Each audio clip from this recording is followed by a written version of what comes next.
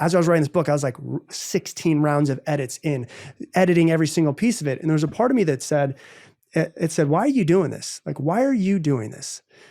And I was like, I want to write a book that helps people and changes people's lives. I want someone to not know what the Mindset Mentor podcast is, but they walk into Barnes & Noble, they see this book and they're like, interesting, let me read it. Let me pick it up.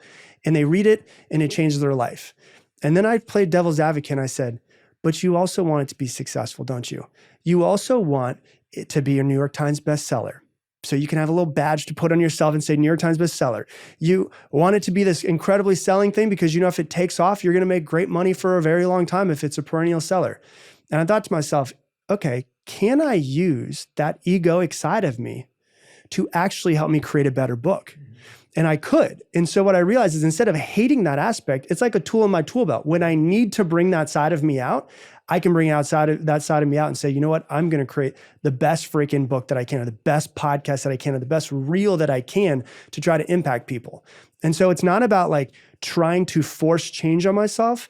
It's about loving every aspect of myself, the quote unquote good and bad, even though there is no good or bad, but every aspect of Rob. And if I need to use it, I can bring it up and say, hey, Rob, I need this version of you right now, but I'm not going to fight it anymore.